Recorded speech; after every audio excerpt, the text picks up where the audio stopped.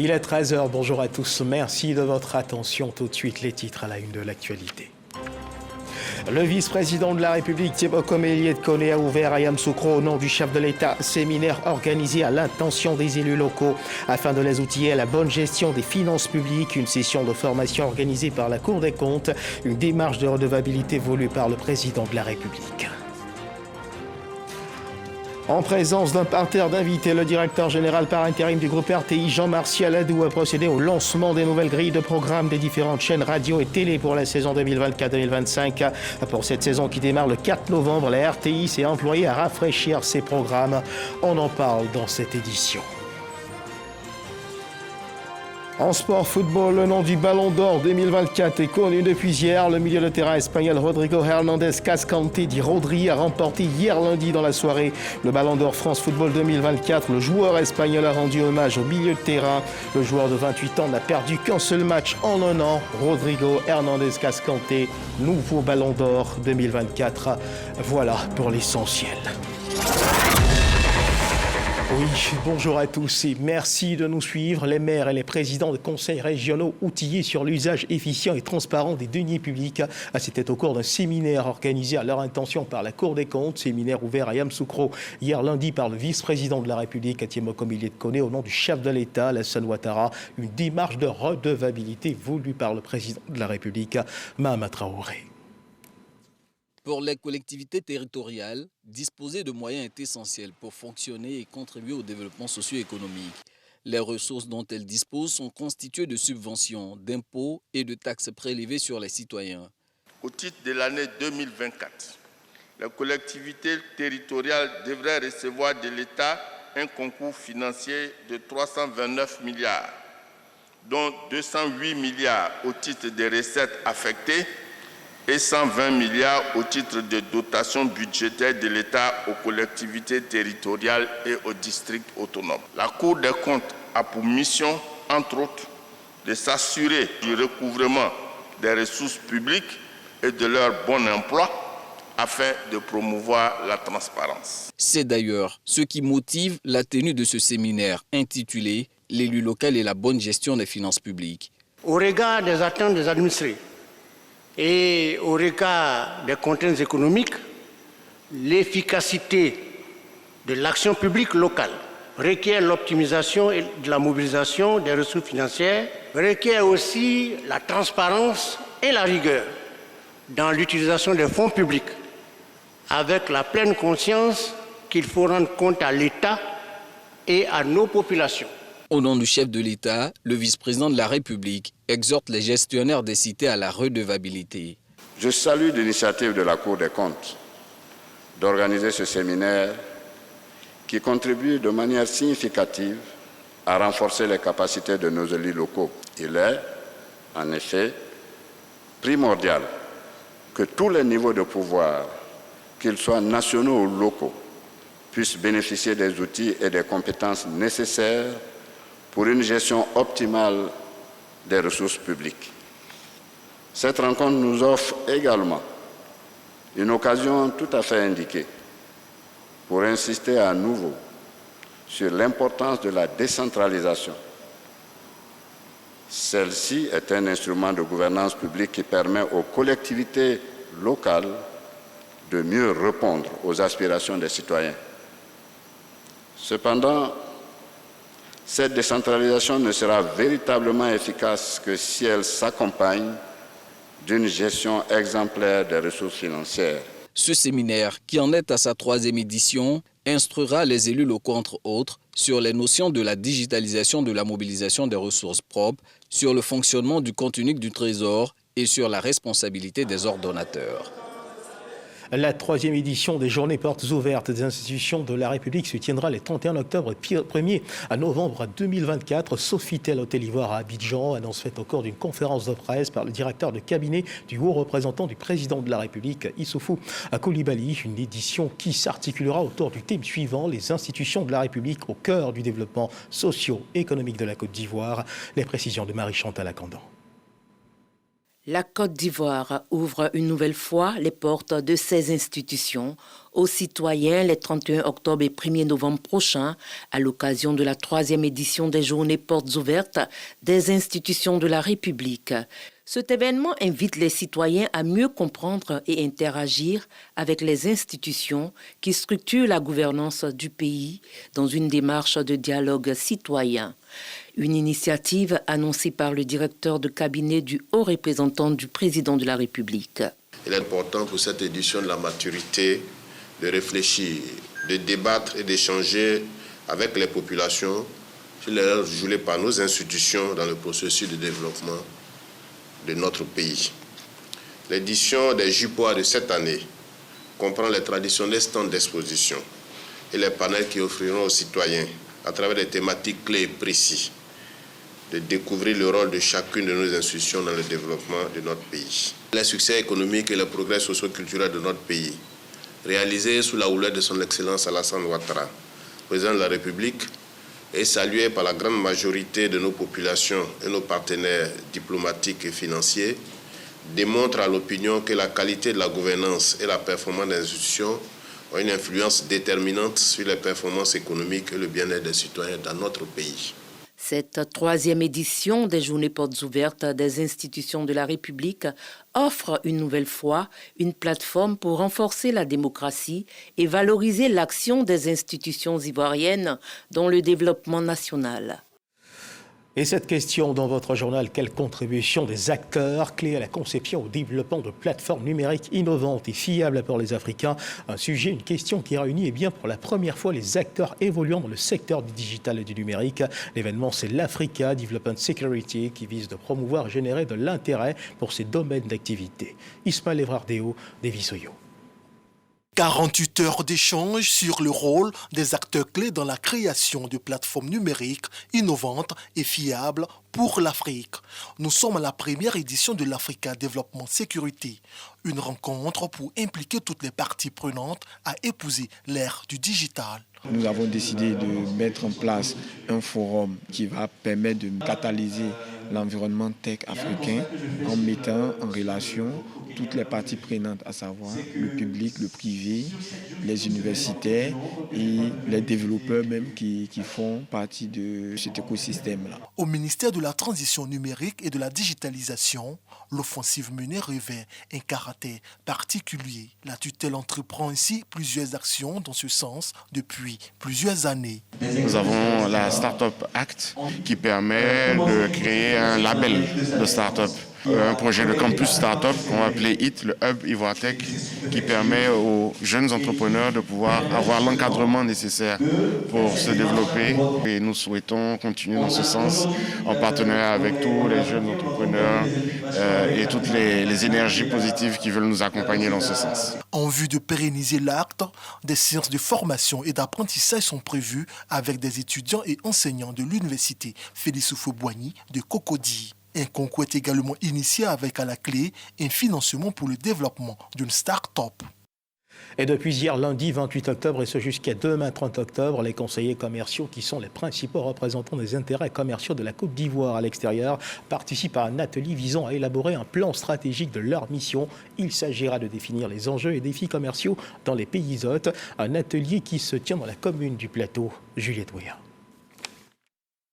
La Côte d'Ivoire veut trouver de nouveaux mécanismes pour intégrer davantage les marchés internationaux, notamment en Amérique et en Asie. Le ministère du Commerce et de l'Industrie, dans sa mission consacrée à la mise en œuvre de la politique commerciale du gouvernement, travaille d'arrache-pied pour promouvoir les exportations et attirer les investissements étrangers. On a connu pas mal de situations mondiales dans l'écosystème mondial du commerce et notamment les crises de Covid, les crises sanitaires, les crises de guerre dans les pays tels que l'Ukraine. Et tous ces phénomènes-là ont contribué à faire baisser notre balance commerciale. Et pour percer de nouveaux marchés, il faut développer les compétences et améliorer l'efficacité des conseillers commerciaux. Ces derniers participent aux travaux pour l'élaboration du plan stratégique de leur mission. Les échanges sont grandissants aujourd'hui. je donne pour les 2 précédentes années. De 2022, nous étions à 400 milliards.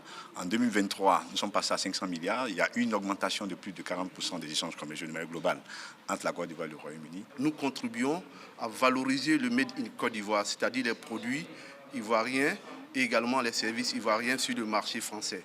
Il faut savoir aujourd'hui la présence de nos produits sur ce marché qui représente 3 milliards d'euros, comparativement à l'exportation des produits de rente comme le cacao qui est à l'ordre de 5 à 6 milliards. 3 jours de travaux pour mettre en exergue les opportunités et autres défis auxquels font face les conseillers commerciaux. À noter que 10 conseillers représentent les intérêts commerciaux de la Côte d'Ivoire à l'extérieur.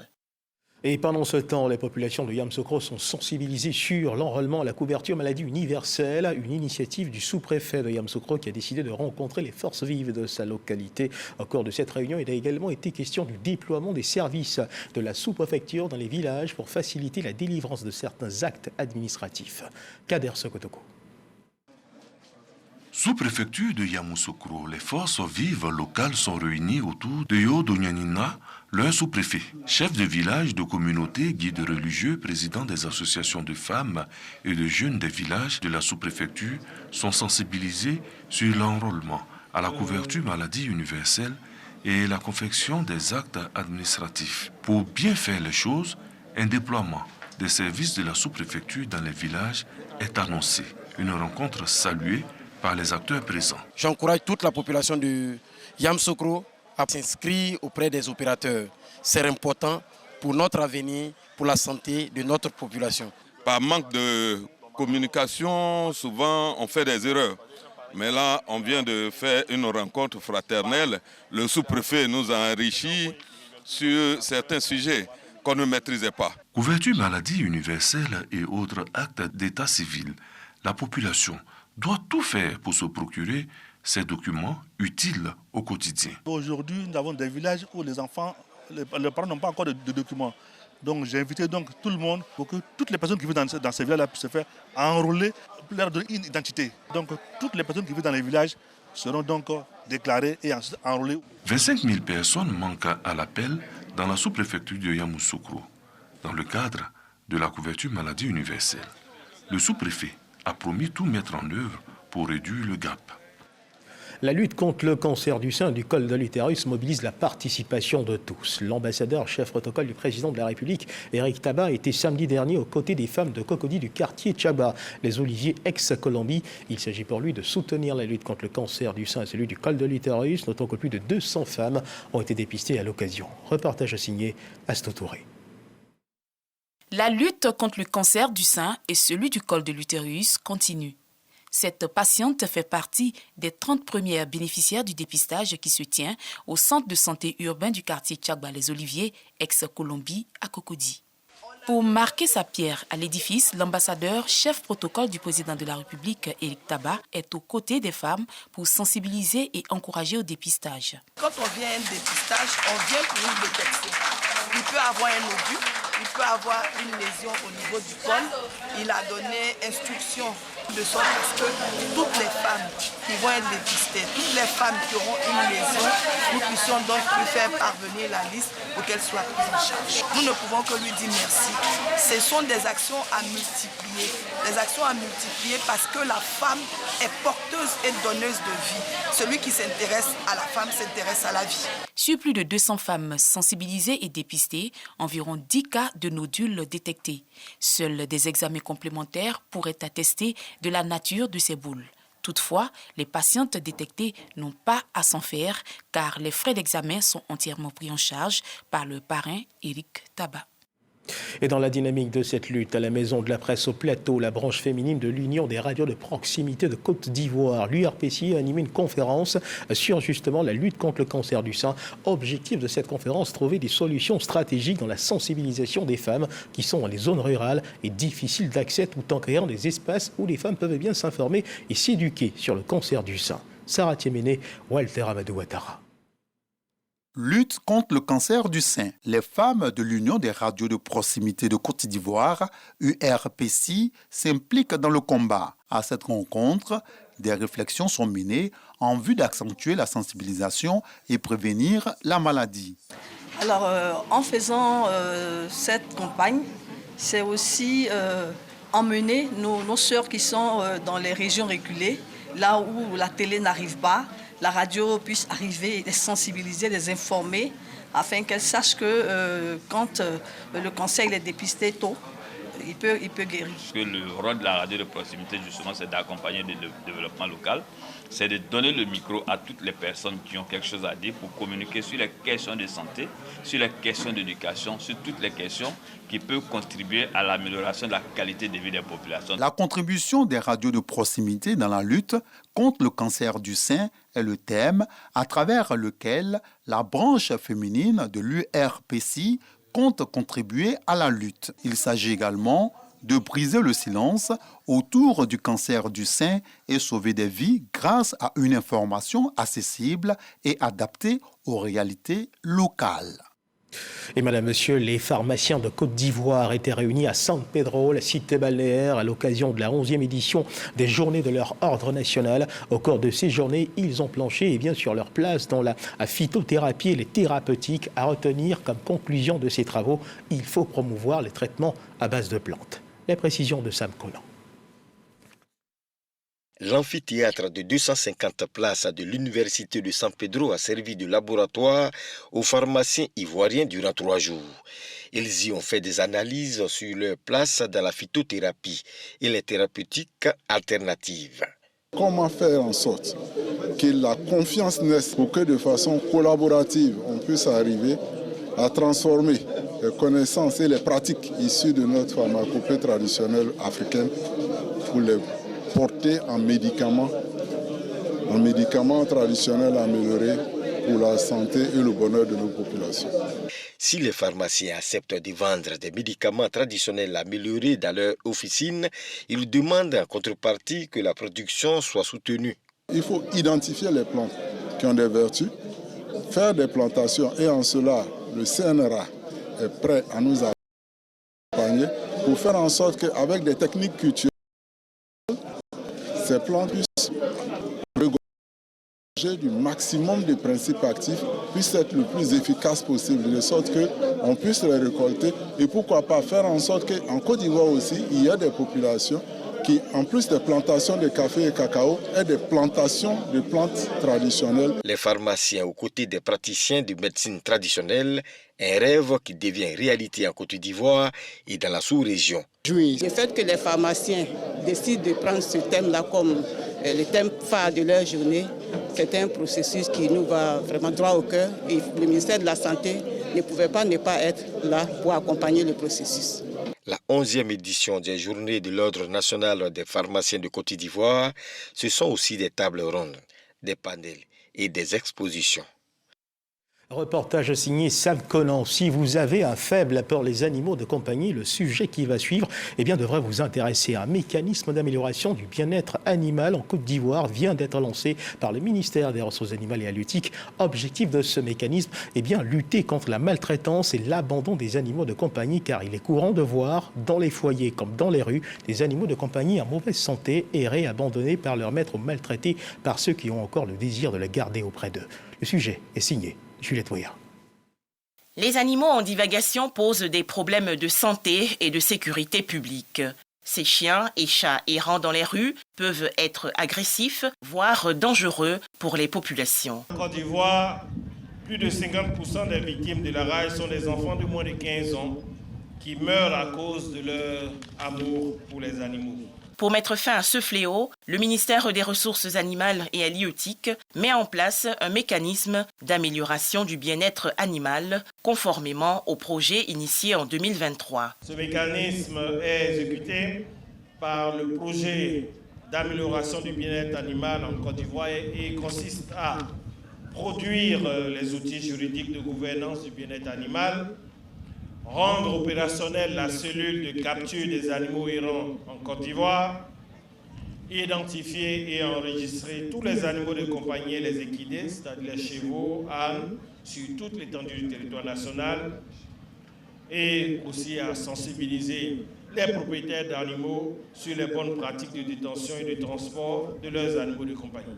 Je voudrais vous exhorter à vacciner obligatoirement vos animaux de compagnie contre la rage.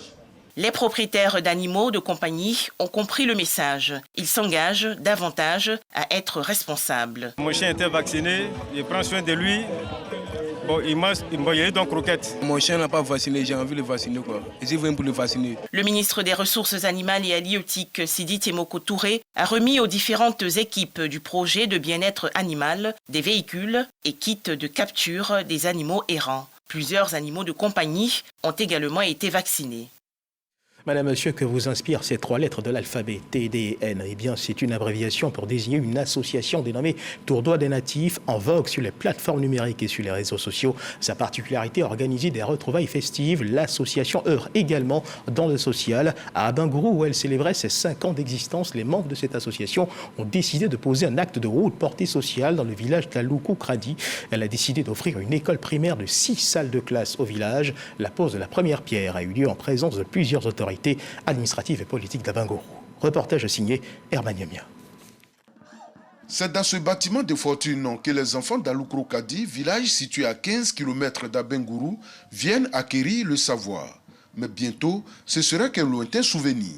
Le TDN, le tournoi des natifs, qui est une association des personnes nées dans le même mois, engagée pour la promotion de la culture, le sport et le social, a décidé d'offrir au village, en collaboration avec le conseil régional de l'Indéné-Guablin, une école primaire de 6 salles de classe plus bureau pour le directeur. La pose de la première pierre de l'école a suscité une joie immense chez les habitants du village. On est content d'avoir ça parce que l'école là, ça a commencé, c'est pas aujourd'hui. On a notre enfant même qui a eu un accident sur la route de Draman Kro pour aller à l'école. Un bon élève. Mais aujourd'hui, quand ça est dans notre village, tout le monde est content. La construction de cette école primaire à Aloukou-Kradi, dont le premier bâtiment sort déjà de terre, a une histoire selon le président fondateur du TDN. Nous avons vu une pancarte devant ce village des parents demandant aux passants de les aider à terminer l'école de leurs enfants. Ça nous a vraiment touchés. Nous avons pris attache avec la chefferie, avec les autorités et nous avons touché nos membres. Nous leur avons demandé de pouvoir réaliser ce souhait, ce vœu-là. Le tournoi des natifs qui célébrait en même temps son 5e anniversaire au cours de ce séjour à Abengourou en a profité pour faire un don à la maison d'arrêt et de correction d'Abengourou composée de vivres, de vêtements et de produits d'entretien. Cette association qui compte plus de 530 000 membres a décidé d'offrir tous les 2 ans désormais une école primaire à un village de la Côte d'Ivoire. Une action à soutenir et à encourager l'inspection de l'enseignement préscolaire et primaire de Soubré 3 a mis en service. Cette institution vient renforcer les acquis et les capacités du système pédagogique de la région de la Nawa. C'était en présence des autorités administratives, scolaires ainsi et coutumières de Soubré. Reportage à suivre. L'inspectrice de l'IEPP de Soubré 3 a rappelé les points essentiels du discours de la ministre sur la rentrée scolaire. Selon elle, la ministre Marietou Koné a donné des instructions qui doivent servir de boussole pour l'ensemble des actions pédagogiques. L'inspectrice a mis en avant l'importance de la collaboration entre personnel enseignant, personnel administratif, parents d'élèves et partenaires de l'école. Aux enseignants, c'est d'être responsables parce que c'est eux qui sont plus proches de la cible. Donc je leur demande un don de soi, appliquer les tests réglementaires et surtout le PENAPAS dans les classes afin d'améliorer le niveau de nos apprenants. Unis et solidaires pour impacter positivement l'école à Soubré. Elle a également exhorté à un engagement collectif et durable au service des élèves de Soubré.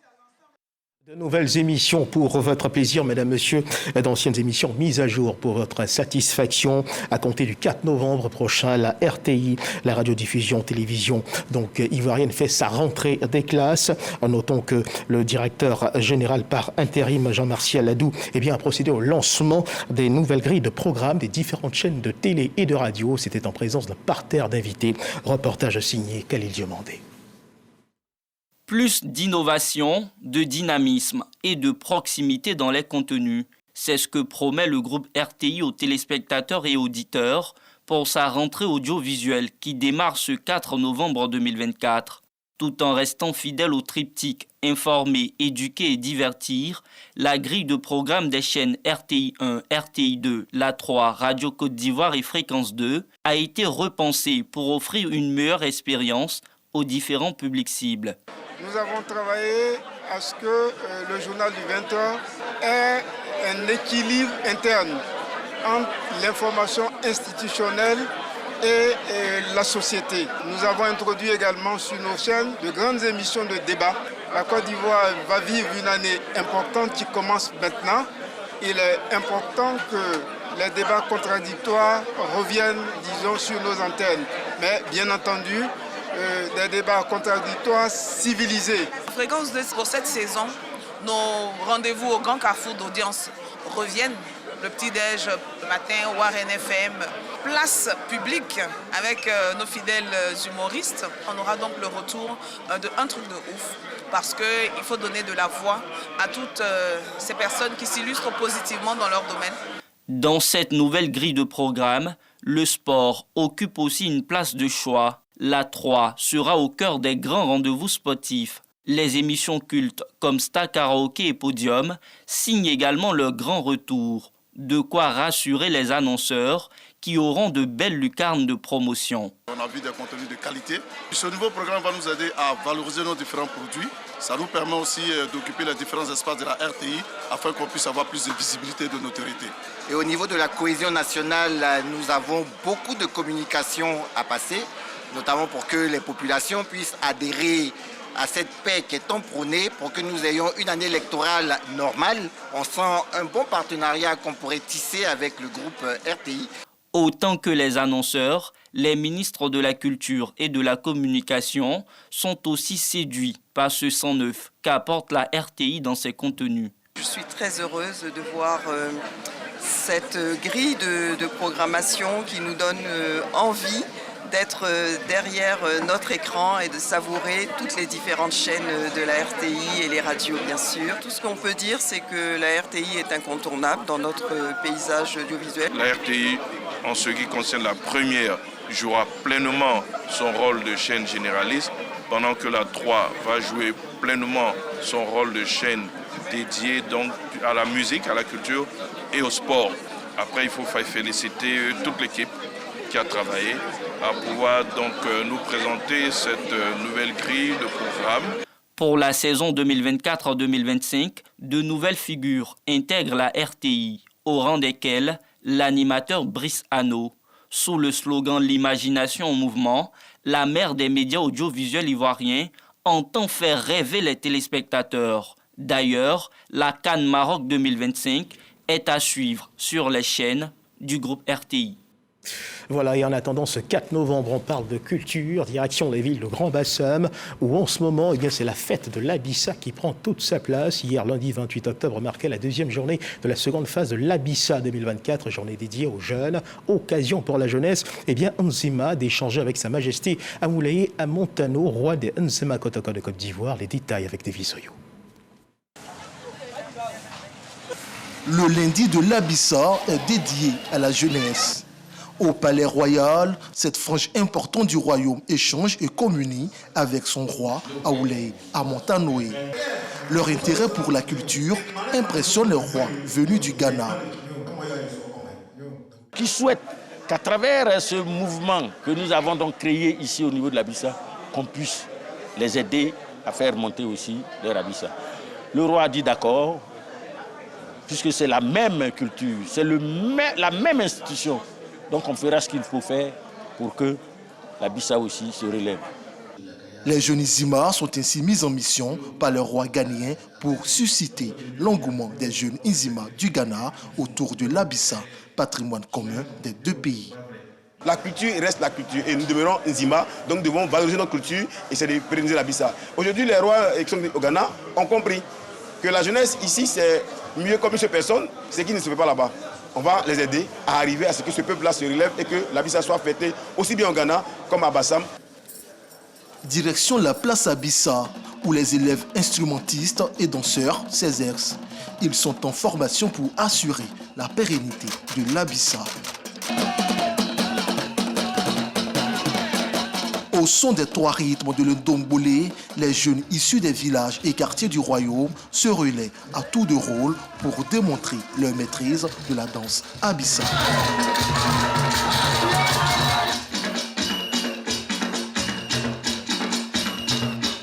La journée dédiée à la jeunesse Nzima est également le lieu de présenter la Boma, premier tambour femelle et première épouse de l'Ndombole. Et bonne fête de l'Abissa au Nzima Kotoko et à leurs invités en sport football. Le Ballon d'Or 2024 désigné hier, champion d'Europe avec l'Espagne et champion d'Angleterre avec Manchester City. Le milieu de terrain espagnol Rodrigo Hernandez Cascante dit Rodri a remporté hier lundi dans la soirée le Ballon d'Or 2024. Le joueur espagnol a rendu hommage au milieu de terrain qui n'ont que trop rarement eu l'occasion de briller lors de cette cérémonie. Le joueur de 28 ans, rappelons-le, n'a perdu qu'un seul match en un an. Le milieu de terrain donc espagnol de Manchester City, Rodri, devient donc le nouveau Ballon d'Or France Football 2024. Voilà qui marque la fin de cette édition. Merci de nous avoir suivis. Agréable début d'après-midi. Dieu garde la Côte d'Ivoire.